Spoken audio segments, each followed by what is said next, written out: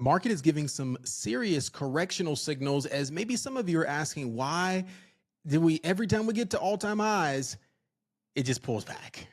And we're still in this range. If you listen to yesterday's video, we talked about this range and we talked about what will happen if one way or the other breaks out. And I was signaling that most likely, more than not, we were going to break to the downside. Now, what accelerated it today was a absolutely horrendous sales report from existing home sales. It has been down or declined as low as the 2022 sales report. So that is what the economic report allowed us to continue to say, okay, that data, we don't like that. We're going to de-risk, take off, pull back. Now, again, we're still got some more hurdles to get over to really get into this continued downtrend, right? Because yet again, some traders and investors are looking at, oh, this is going to do the same thing as last time. We bounce right back up, then we're back to all-time highs, right? But as we're seeing, it gets more and more aggressive to the downside very quickly, giving up the previous couple of days gains in literally an hour, right? So I'm going to look at the levels here today and show you as the close is about to happen in roughly 10 minutes here, and we're going to get up out of here very, very quickly.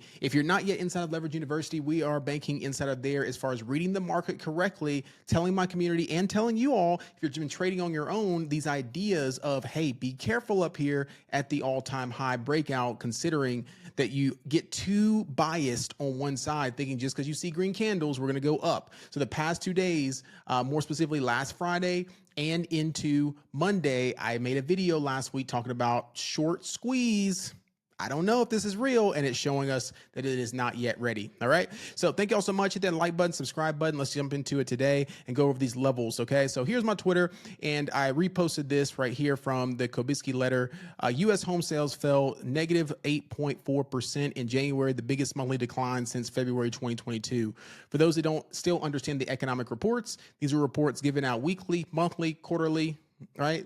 Based off of how will the Fed react? Okay, will they step in, or they will say, hey, this was inevitable.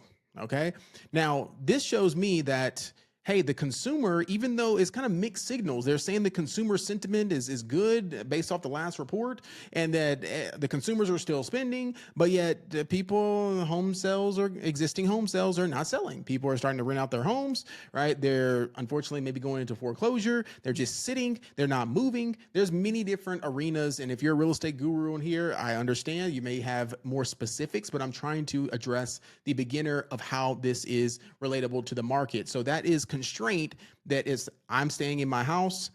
Also, there's not buyers that are stepping in to buy my existing home. And because of inflation, because of interest rates, because money is just stagnant right now, staying in people's pockets unless they're spending frivolously via debt. Okay. If you didn't know, also, we have, I don't know if right here, U.S. credit card debt hits 1.28 trillion, highest level recorded in history. Does that sound good to you? U.S. hiring rate hits recession levels. Now, these are all quote unquote fear mongering things. And some of you may be disclosing like, oh, just keep dropping. It'll be fine. It'll be fine.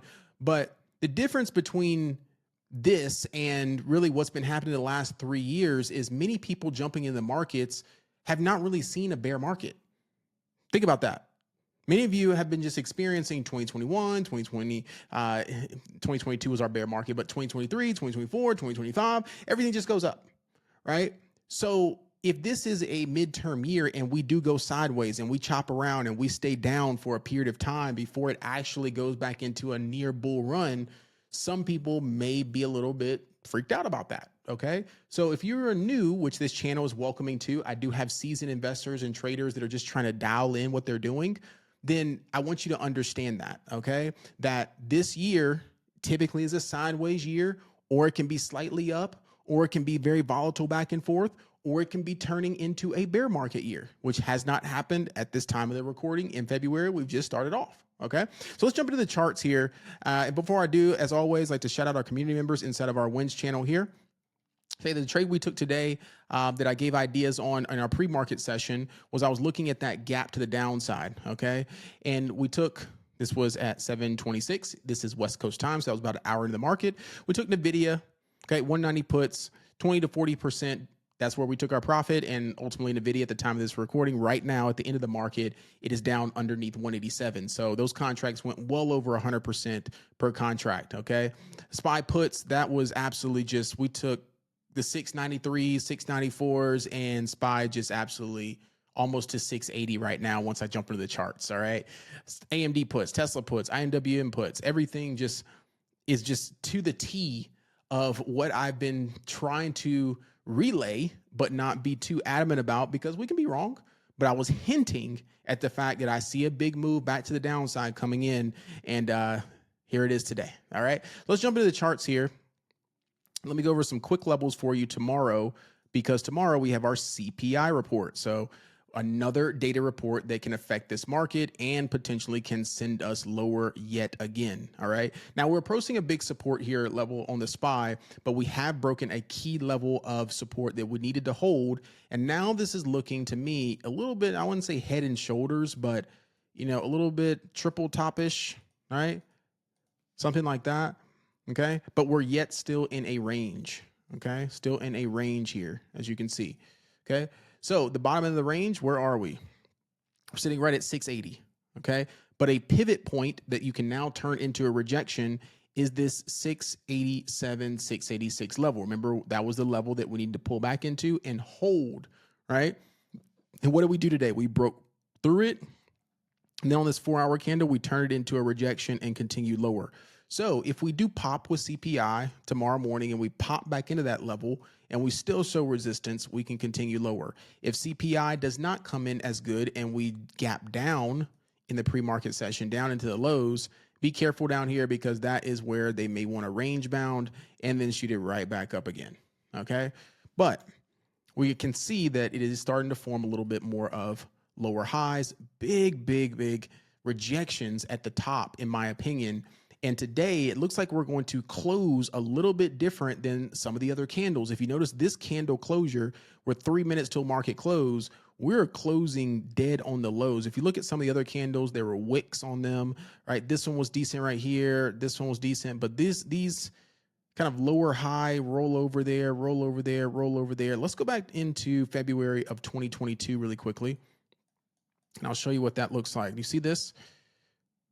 Roll over, big candle structure there to the downside. Then we continue the next day, and then we finally get our correctional move. Okay. Does that not look very similar to this? And we're still pushing. Okay. So I'd be very mindful that, is this the head into our correctional move in the next month and a half? I'm not saying we can't bounce. I'm not saying we can't produce a green day candle. We don't just go straight down. But if we produce a very weak green day candle like this, right, I do believe bears are going to say, okay, here's our chance.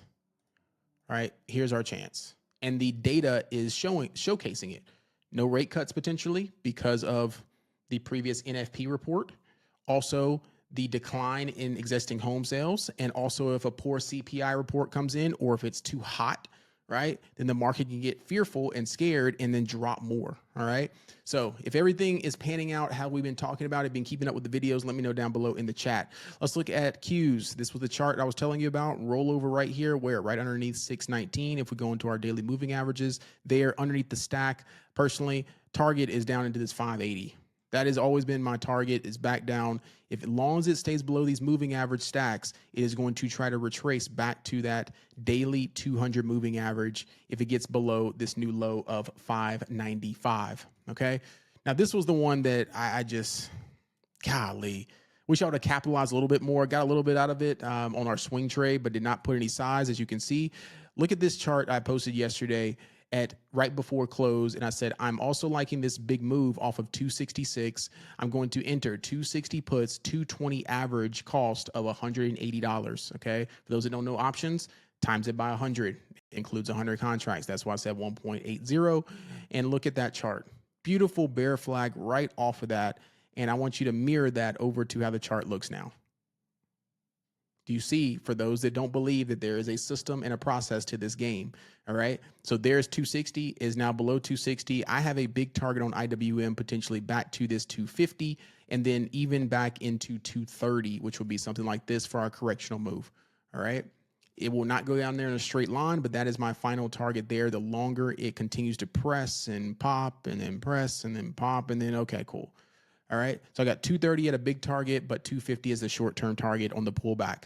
Entries matter. So if you are trading on your own, this is not financial advice. If you're in our group, you already know what I'm talking about. Entries matter. So if you just, Brian said it's going to this level, so I'm just going to enter a put. You're doing it incorrectly if you're new. Okay. Entries matter. We know where it's trying to head to, but we've got to find a proper entry point for that. Okay. If you don't know what that means, you already know where to go. All right.